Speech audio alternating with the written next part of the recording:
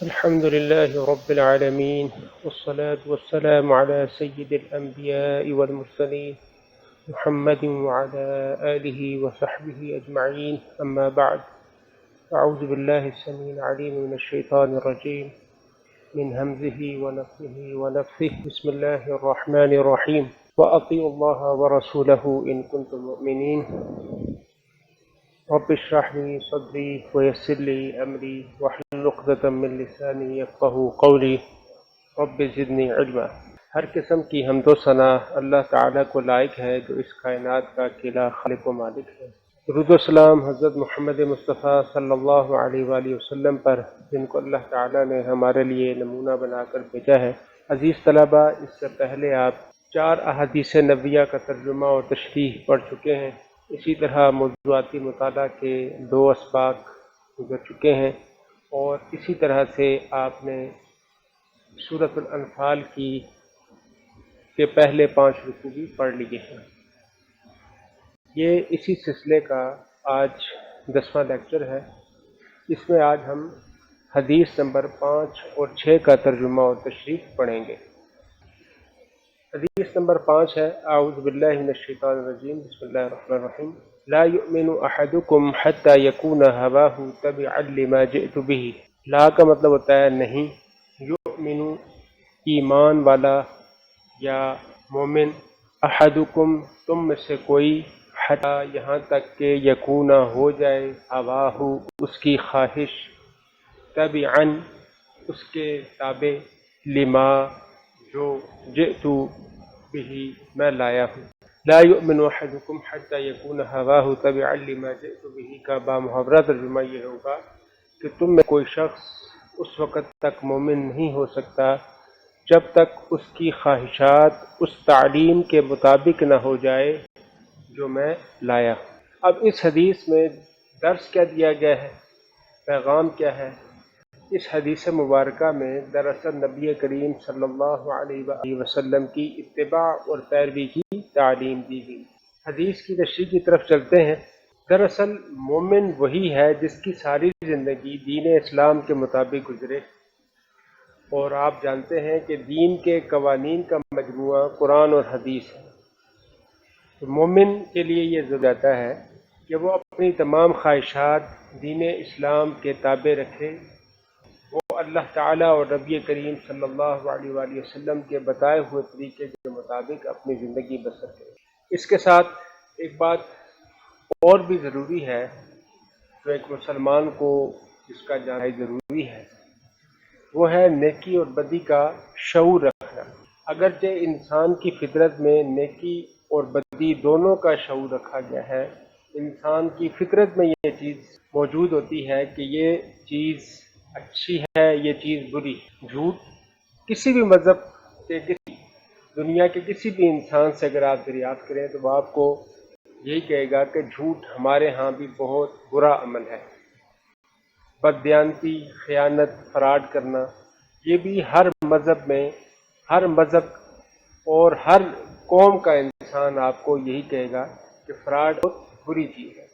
تو یہ اللہ تعالیٰ نے انسان کی فطرت میں اس چیز کو ڈال رکھا ہے، نیکی کا شعور بھی اور بدی کا شعور۔ تو اس لیے ایک مسلمان کے لیے یہ ضروری ہو جاتا ہے کہ وہ اپنے ارادے اور اختیار کے باوجود بھی برائی اور گناہ کے کاموں سے اور سب سے بڑھ کر یہ ہے کہ وہ اپنے جذبات، احساسات اور خیالات کو رسول اللہ صلی اللہ علیہ وآلہ وسلم کی مرضی کے مطابق ڈھالیں۔ دراصل ہمارے سب سے بڑے گائیڈ اور رہنما رسول اللہ صلی اللہ علیہ وسلم ہیں، تو ہمیں اپنی زندگی کے ہر موڑ پر ان کی ضرورت پیش آتی رہے گی، تو ہمارے لیے یہ ضروری ہو جاتا ہے کہ ہم ان کی تعلیمات کو اپنے لیے اسوہ حسنہ بناتے ہوئے اپنی زندگی اس کے مطابق ڈھالیں۔ اسی طرح سے دوسرا اہم ترین اس حدیث کی تشریح میں جو پیغام ہے وہ یہ ہے کہ لذت ایمان سے ناواقفیت، یعنی یہ کسے حاصل ہوتی ہے لذت ایمان سے ناواقفی؟ اس شخص کو جو اپنی خواہشات کو اللہ اور اس کے رسول کی تعلیمات کے مطابق نہیں گزارتا ہے۔ اگر کوئی شخص چاہتا ہے کہ اسے ایمان کا ذائقہ محسوس ہو تو اس کے لیے یہ ضروری ہو جاتا ہے کہ وہ اللہ کے رسول صلی اللہ علیہ وآلہ وسلم کی تعلیمات کے مطابق اپنی زندگی بسر کرے، اپنی خواہشات کو رسول اللہ صلی اللہ علیہ وسلم کے مطابق ڈھالے۔ جیسے اللہ تعالیٰ نے قرآن مجید میں ایک جگہ فرمایا کہ ہم نے انسان کو دونوں راستے دکھا دیے ہیں، اما شاکرا و اما کفورا، کہ ہم نے انسان کی رہنمائی فرما دی ہے راستے کی طرف، چاہے تو وہ شکر گزار ہو جائے، چاہے تو ناشکرہ ہو جائے۔ اگر ہم چاہتے ہیں بھی ہمیں کامیابی حاصل ہو اور آخرت میں بھی ہم اللہ رب العزت کے مقرب بندوں میں شمار ہوں، تو ہمارے لیے ضروری ہوگا کہ ہم رسول اللہ صلی اللہ علیہ وسلم کی فرما برداری کو اپنی زندگی کا حصہ بنا لیں۔ اب جس طرح سے ہم نے اس سے پہلے کئی دفعہ ذکر کیا، اتباع وسلم کی اتباع کرو، تابع داری کرو۔ یہ اتباع کیا چیز؟ اتباع کا مطلب ہوتا ہے پیروی کرنا، تابع داری کرنا، فرما برداری کرنا، کسی کے حکم پر عمل کرنا۔ تو رسول اللہ صلی اللہ علیہ وآلہ وسلم کے فرمودات اور سیرت پر عمل پیرا ہونا ہی رسول کہلاتا ہے۔ اب قرآن مجید میں بھی بہت سے مقامات پر مومنین کو ہدایت دی گئی ہے کہ وہ رسول اللہ صلی اللہ علیہ وسلم کی تابع داری کریں، اور اس کے ساتھ ساتھ اس بات کی بھی ہدایت دی گئی کہ جس بات سے وہ منع کر آ جائے، صرف عمل کرنا ہی ضروری نہیں بلکہ ان کی منع کردہ چیزوں سے رکنے کا نام بھی اسلام ہے۔ قرآن مجید میں جس طرح فرمایا گیا وَمَا آتَاكُمُ الرَّسُولُ فَخُذُوهُ وَمَا نَهَاكُمْ عَنْهُ فَانْتَهُوا، جو چیز رسول اللہ صلی اللہ علیہ وسلم تمہیں دے دیں وہ لے لو، اور اس سے منع فرما دیں اس سے باز آ جاؤ۔ یعنی حکم پر عمل کرنا اور جس بات سے وہ روکیں اس سے رک جانا، دونوں باتوں کا اس آیت کریمہ میں حکم دیا گیا ہے۔ اسی طرح سے رسول اللہ صلی اللہ علیہ وسلم کی تابع داری کو اللہ نے اپنی دیا ہے، اپنی تو فرمایا گیا من یطع الرسول فقد اطاع اللہ، جس نے نبی کریم صلی اللہ علیہ وآلہ وسلم کی اطاعت کی اس نے دراصل اللہ کی اطاعت کی۔ احادیث نبیہ میں بھی رسول اللہ صلی اللہ علیہ وسلم نے اپنی امت بتائی ہے۔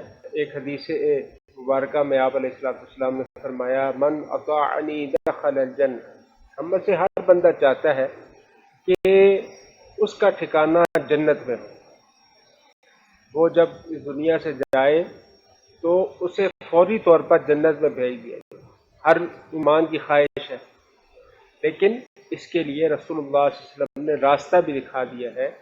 وہ کیا ہے؟ وہ ہے رسول اللہ صلی اللہ علیہ وسلم کی اطاعت اور فرما برداری، کہ فرمایا جس نے میری اطاعت کی وہ جنت میں داخل ہو گیا۔ اب دیکھیے، ہم اگر کسی منزل پر جہاں پر ہمیں راستہ معلوم نہ ہو تو ہم اپنے گائیڈ کی ہر بات کو مانتے ہیں، اس کے بتائے ہوئے راستے پر چلتے ہیں اور اس کے منع کردہ کاموں سے رکتے ہیں، تو ہماری آؤٹنگ بھی ہو جاتی ہے، ہماری سیر بھی ہو جاتی ہے اور واپس آ جاتے ہیں۔ اور جو اس موقع پر اپنے گائیڈ کی بات کو نظر انداز کر دے، اس کی مرضی کے بغیر اپنی مرضی چلاتا رہے، تو اس کو ضرور بضرور کہیں نہ کہیں نقصان کا سامنا اس سفر میں کرنا پڑتا ہے۔ تو رسول اللہ صلی اللہ علیہ وسلم ہے، رہنما ہے، قائد ہے، تو فرمایا کہ جو جنت میں داخل ہونا چاہتا ہے اس کے لیے کیا ضروری ہے؟ وہ میری اطاعت کرے۔ فرمایا جس نے میری اطاعت کی وہ جنت میں داخل ہو گیا۔ اور اسی طرح سے فرمایا من اطاعنی فقد اطاع اللہ، جس نے میری اطاعت کی اس نے اللہ کی اطاعت کی۔ تو گویا رسول اللہ صلی اللہ علیہ وسلم کی اطاعت اللہ کی اطاعت ہے۔ جس نے رسول اللہ کی بات کو مان لیا اس نے اللہ کی بات کو مان لیا۔ رسول اللہ صلی اللہ علیہ وسلم خود سے تو کوئی بات نہیں کرتے۔ قرآن مجید میں بھی ایک جگہ فرمایا گیا وَمَا يَنطِقُ إِنْ هُوَ إِلَّا وَحْيٌ يُوحَىٰ، نبی کریم صلی اللہ علیہ وآلہ وسلم اپنی خواہش سے کچھ نہیں کہتے، جو بھی کہتے ہیں وہ وحی ہوتی ہے جو ان کی طرف کی جاتی ہے۔ ایک اور حدیث مبارکہ میں آپ علیہ السلام نے فرمایا وَمَنْ أَحْيَا سُنَّتِي فَقَدْ حَبَّنِي، ومن احبنی کان، جس نے میری سنت کو زندہ کیا اس نے مجھ سے محبت کی، اور جس نے مجھ سے محبت کی وہ جنت میں میرے ساتھ۔ اب جنت میں بھی اس شخص کو رسول اللہ صلی اللہ علیہ وسلم کی رفاقت حاصل ہوگی، وسلم سے محبت کرتا ہے، رسول اللہ صلی اللہ علیہ وسلم کی تابعداری کرتا ہے، ان کے احکامات پر عمل کرتا ہے، ان کی منع کردہ چیزوں سے باز رہتا ہے۔ تو ہماری اس حدیث کا جو رزلٹ ہے، جو سبق ہے یا خلاصہ ہے، وہ یہ ہے کہ نبی کریم صلی اللہ علیہ وآلہ وسلم پر صرف زبان سے اقرار کر لینا ہی کافی نہیں ہے، بلکہ ضروری ہے کہ ایک مسلمان نبی کریم صلی اللہ علیہ وآلہ وسلم کی پر بھیجی گئی شریعت پر بھی عمل کرے۔ اب ہم اس سبق کے معروضی سوالات کی طرف آتے ہیں جو اسی میں سے مختص کیے گئے ہیں اس حدیث میں سے۔ پہلا سوال ہے، جس نے میرے نبی کریم صلی اللہ علیہ وسلم کی اطاعت کی اس نے اطاعت کی، تو اس میں چوتھا جواب درست ہے، اس نے، یعنی یہ قرآن کی آیت ہے کہ جس نے نبی کی اطاعت کی اس نے اللہ کی اطاعت کی۔ اگر کوئی مسلمان اپنے آپ کو اللہ اور اس کے رسول صلی اللہ علیہ وآلہ وسلم کی مرضی کے مطابق ڈھال لے تو گویا وہ لذت سے ناواقف ہے۔ اس کی لذت سے ناواقف، وہ ایمان کی لذت سے ناواقف ہے۔ اگلا ہمارا کوشچن ہے، کون سا شخص ایمان کی لذت سے محروم رہتا ہے؟ وہ شخص جو رسول اللہ صلی اللہ علیہ وسلم کا نافرمان ہوتا ہے، وہ ایمان کے ذائقے سے بھی محروم ہے۔ اگلا، فطرت میں دونوں کا شعور رکھا ہے، تو انسان کی فطرت میں نیکی اور بدی دونوں کا شعور رکھا گیا ہے۔ پیدا ہوتے ہی بچے کو اللہ تعالیٰ کی طرف سے اس کی فطرت میں یہ ڈال دیا جاتا ہے کہ یہ چیز اس کے لیے اچھی ہے اور یہ چیز بری ہے۔ انسان کو چاہیے برائی گناہ سے کرے، کیا کرے؟ کنارہ کشی کرے۔ مختصر سوالات ہیں۔ لا يؤمن احدكم حتى يكون هواه تبعا لما جئت به کا ترجمہ بیان کریں۔ آپ نے سبق میں بھی پڑھ لیا ہے، تو ترجمہ اس کا ہے، تم میں سے کوئی شخص مومن نہیں ہو سکتا اس کی خواہش اس تعلیم کے مطابق نہ ہو جائے جو میں لایا ہوں۔ اگلا سوال ہے، نبی کریم صلی اللہ علیہ وآلہ وسلم کی تعلیمات مومن کے لیے کیا اہمیت رکھتی ہے؟ تو یہی حدیث جو ابھی ہم ذیل میں ذکر کر دیں گے کہ نبی کریم صلی اللہ علیہ وسلم کا ارشاد ہے کہ تم میں سے کوئی شخص اس وقت تک مومن نہیں ہو سکتا جب تک کہ اس کی خواہش اس تعلیم کے مطابق نہ ہو جائے جو میں لایا ہوں۔ اگلا سوال ہے، کون سا شخص ایمان کی لذت سے محروم رہتا ہے اور اس کے رسول صلی اللہ علیہ وآلہ وسلم کی مرضی کے مطابق زندگی بسر نہیں کرتا؟ وہ دراصل ایمان کی لذت سے محروم رہتا ہے۔ اب ہم حدیث نمبر 6 کی طرف چلتے ہیں۔ حدیث نمبر 6، من احب للہ وابغض للہ وأعطى للہ ومنع للہ فقد استکمل الایمان۔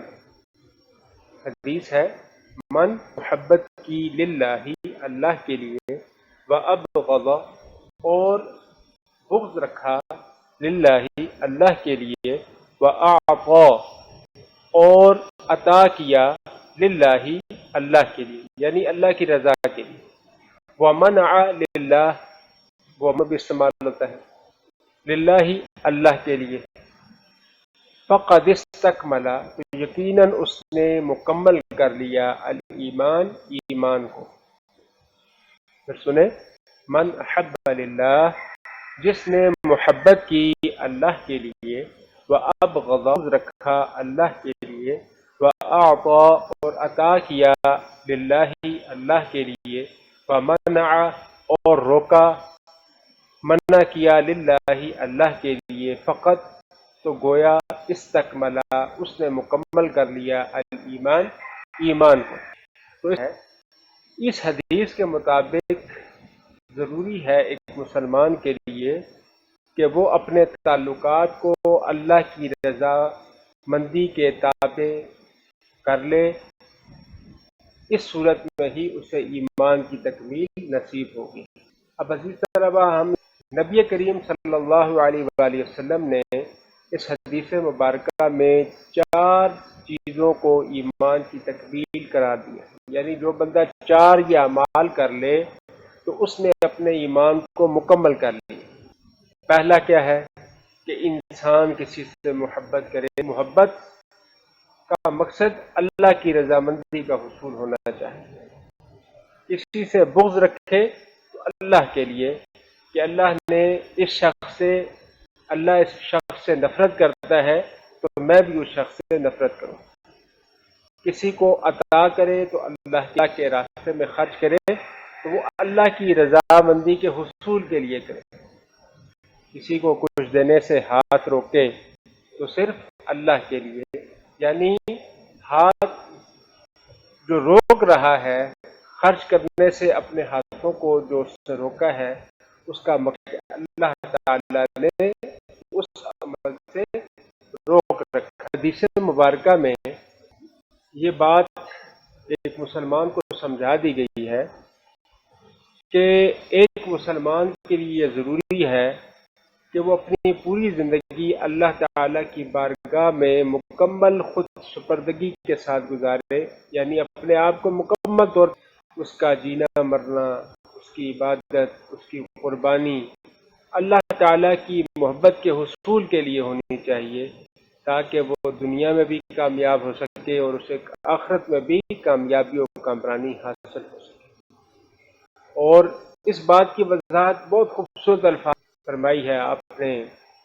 اس آیت کریمہ کو ذوالحج کے مہینے میں بہت دفعہ سنا بھی ہوگا، ان صلاتی ونسکی ومحیای ومماتی للہ رب العالمین۔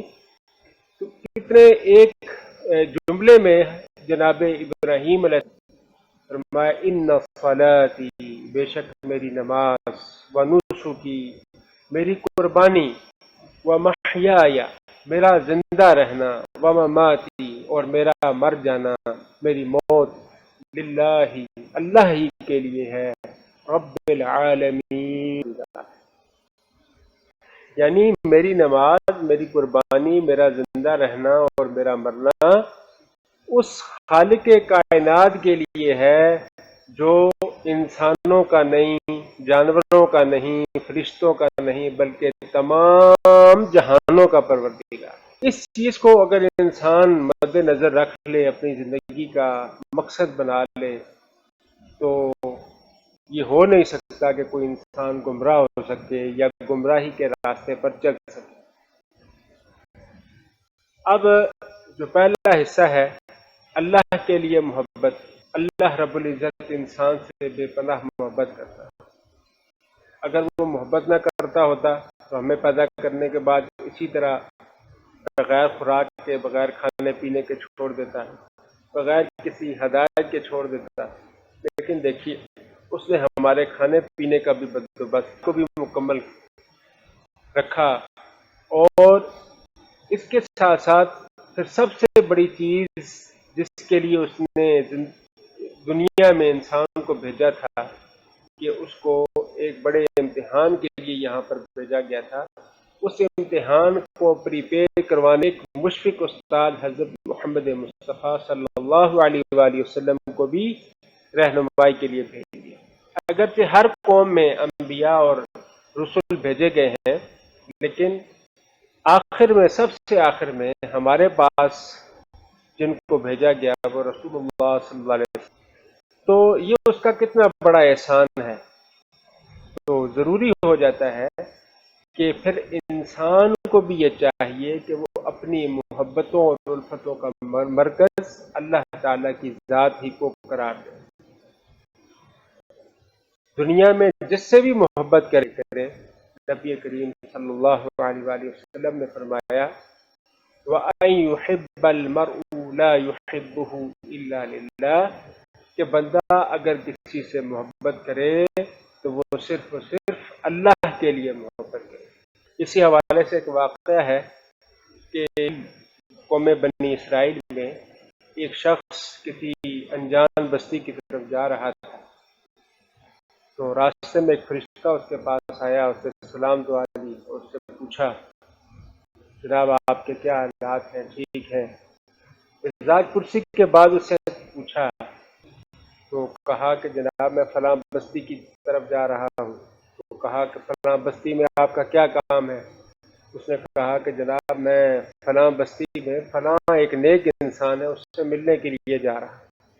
کاش کوئی اور مقصد ہوگا، کوئی پیسے لین دین کا یا کوئی کاروباری، اس سے اللہ کی رضا کے لیے ملنا مقصد ہے، باقی میرا کوئی اس سے لین دین نہیں ہے اور کوئی ذاتی غرض نہیں ہے۔ فرشتے نے کہا کہ دیکھو مجھے اللہ تعالیٰ نے بھیجا ہے تمہارے پاس یہ خوشخبری سنانے کے لیے، کرتے ہو اللہ کے لیے محبت کرتے ہو، اللہ تعالیٰ بھی تمہیں خوشخبری دیتا ہے کہ اللہ بھی تم سے محبت کرتے ہیں۔ کہ دیکھیے جب بندہ اپنی محبتوں اور الفتوں کا مرکز اللہ کی ذات کو قرار دے دیتا ہے تو ضروری ہے کہ ہم بھی اللہ تعالیٰ کی محبت کو ترجیح دیں، دنیا کی تمام چیزوں پر، دنیا کی تمام آسائشوں پر، دنیا کے تمام آراموں پر۔ اور اللہ تعالیٰ کہ اگر انسان کسی سے محبت کرے تو اللہ کی رضا کے حصول کے لیے محبت کرے کہ اللہ تعالیٰ اس سے راضی ہو جائے۔ اس میں کوئی ذاتی مقصد نہیں ہونا چاہیے، کوئی ذاتی مفاد اس میں کار فرمان نہیں ہونا چاہیے، یہ بغض رکھنا۔ تو پہلا تو یہ ذہن میں آتا ہے کہ اللہ کے لیے بغض رکھنا یہ کیسے ہو سکتا ہے؟ تو انسان کو اول تو منع کیا گیا ہے وہ کسی سے بھی نفرت نہ کرے، کسی کو بھی برا نہ جانے، کسی کو حقیر نہ جانے، گھٹیا سمجھتا ہے، حقیر جانتا ہے۔ اور اللہ کو یہ سخت ناپسند ہے کہ کوئی انسان کسی انسان کو اپنے سے کم تر جانے، لیکن یہ کم تر جاننا نہیں ہے، یہ نفرت کرنا ہے۔ اور نفرت کی بنیاد بھی کیا ہونی چاہیے؟ یہ ہونی چاہیے یعنی ایک شخص سرکش ہے، ظالم ہے، اللہ کی زمین پر ظلم اس نے مچا رکھا ہے، تو اب کیسے ہو سکتا ہے کہ ظالم اور سرکش انسان کو اللہ پسند کرے؟ تو جس طرح سے عام ہم نہیں پسند کر سکتے کسی ظالم پسند کرنے لگے، تو ظاہری بات ہے کہ اللہ بھی اس سے نفرت کرنے لگے۔ اور ایسے شخص کو تو اللہ نے جنگ کا وعدہ دیا ہے کہ جو کسی پر ظلم کرتا ہے، تو اب ایسے ظالم اور سرکش آدمی سے اگر آپ بھی نفرت کرنے لگتے ہیں، یہ بھی بات ذہن میں ہونی چاہیے کہ ایسا نہیں ہے کہ جس شخص سے آپ بغض رکھ رہے ہیں ان سے کوئی آپ کی ذاتی دشمنی ہو یا کوئی خاندانی دشمنی ہو، نہیں، بلکہ اس دشمنی کی وجہ کفر اور نافرمانی، اللہ کا سرکش ہے، اللہ کا باغی۔ اگر یہ شخص اس شخص نے سرکشی چھوڑ دی، اللہ کی نافرمانی چھوڑ دی، گناہوں کے کام چھوڑ دیے اور اللہ سے توبہ طائب ہو گیا اور اللہ کے راستے پہ تھے، آپ نے اس کے ساتھ جو دشمنی شروع کی تھی وہ اللہ کی وجہ سے شروع کی تھی۔ جب یہ اللہ کا دوست بن گیا، اللہ کی طرف چل پڑا، اس نے اپنی برے حرکتوں پر توبہ کر لی، تو پھر آپ کے لیے بھی جائز نہیں ہے کہ آپ اس سے نفرت کریں۔ تو کسی سے دشمنی نہیں رکھتا، اس کی دشمنی صرف اللہ کے دشمنوں سے ہوتی ہے۔ ابلیس ہے یعنی شیطان کے ساتھ جو ہماری دشمنی ہے، اس کی وجہ یہی ہے کہ وہ اللہ کا ناشکرہ ہے، اللہ کا سرکش اور باغی ہے، تو اس وجہ سے ہماری بھی اس کے ساتھ دشمن۔ الذین آمنوا لا تتخذوا عدوی وعدوکم اولیاء، سورہ ممتحنہ میں فرمایا گیا مومنوں میرے اور اپنے دشمنوں کو دوست مت بناؤ۔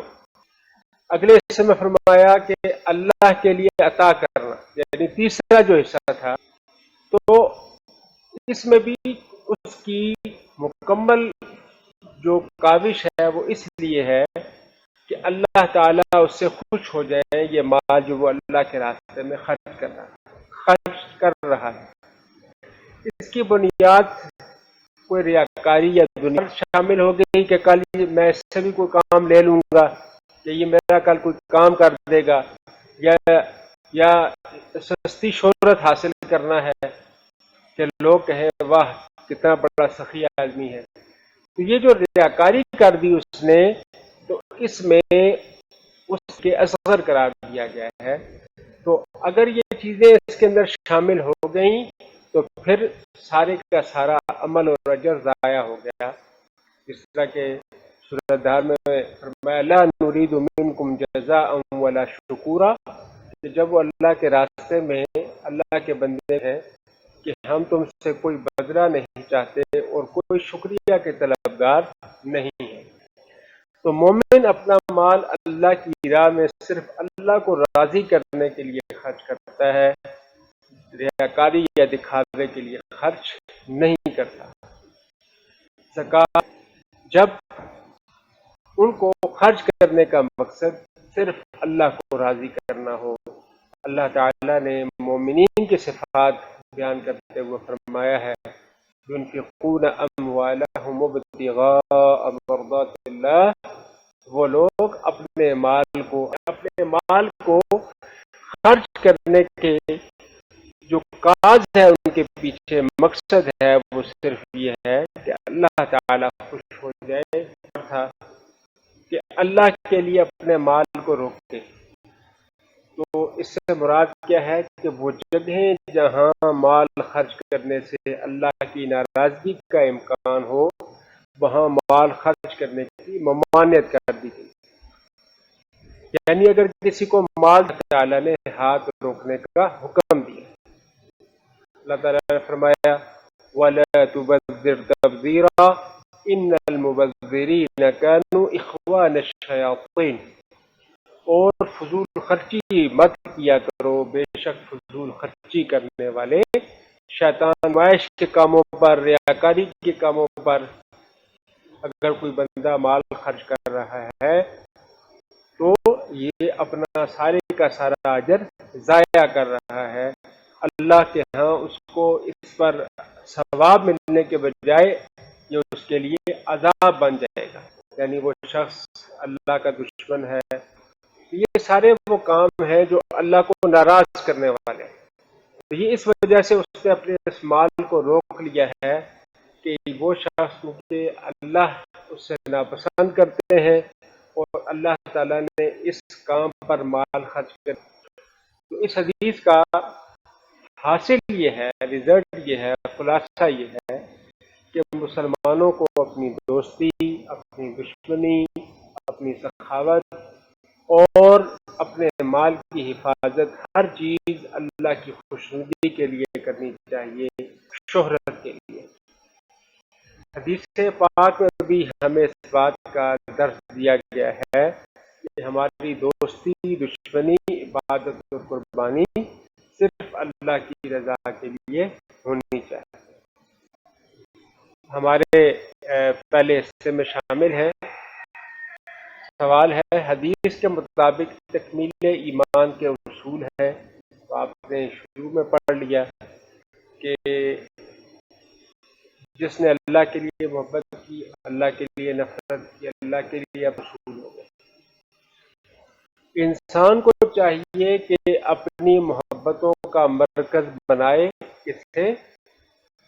اللہ کی ذات کو بنائے نا۔ باقی چیزیں بھی، والدین، عزیز رشتہ دار، یہ بھی ہیں، لیکن سب سے پہلے اپنے، اگر کسی سے بغض ہو تو اس کی بنیاد یہ ہو کہ اللہ اس شخص کو کرتا ہے، اللہ اس شخص کو ناپسند کرتا ہے، یعنی ذاتی پسند ناپسند نہیں ہونی چاہیے، بلکہ اس کی وجہ یہ ہونی چاہیے کہ اللہ اس سے ناپسند کرتا ہے۔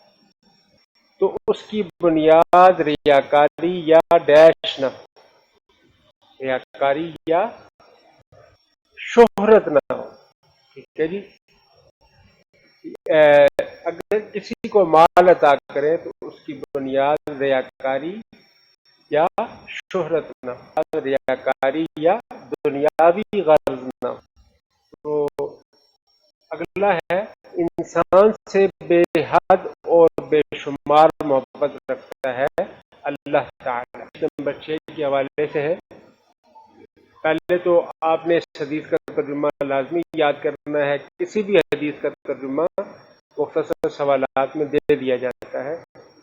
من احب للہ وابغض للہ واعطى للہ ومنع للہ فقط. غور سے سنیں، جس نے اللہ کے لیے محبت کی، اللہ کے لیے بغض رکھا، اللہ کی رضا کے لیے عطا کیا اور اللہ کے لیے اپنے مال کو روکا، تو اس نے ایمان مکمل کر دیا. اگلی حدیث ہے. حدیث میں ایمان کی تکمیل کے کون سے 4 اصول بیان ہوئے؟ انسان کسی سے محبت کرے تو اللہ کے لیے، کسی سے بغض رکھے تو اللہ کے لیے، کسی کو مال عطا کرے تو اللہ کے لیے، کسی کو عطا کرنے سے ہاتھ روکے تو اللہ کے لیے. یعنی وہی حدیث دوبارہ یہاں پر آ گئی ہے. اس کو آپ پوائنٹس کی شکل میں لکھ دیں گے. کس طرح کرنا چاہیے؟ تو جواب ہے مسلمانوں کو دوستی، دشمنی، سخاوت اور مال کی حفاظت ہر چیز اللہ کی خوشنودی کے لیے کرنی چاہیے، نہ کہ ذاتی اغراض کے لیے. حدیث پاک ہمیں اسی دوستی، دشمنی، عبادت اور قربانی اللہ کی رضا کے لیے ہی ہونی چاہیے. امید ہے طلبہ آپ کو یہ حدیث کا ترجمہ اور تشریح سمجھ آ گئے ہوں گے. تو اس حوالے سے اگر آپ کو کسی بھی قسم کی کوئی ایسے دریافت کر سکتے ہیں. استغفر اللہ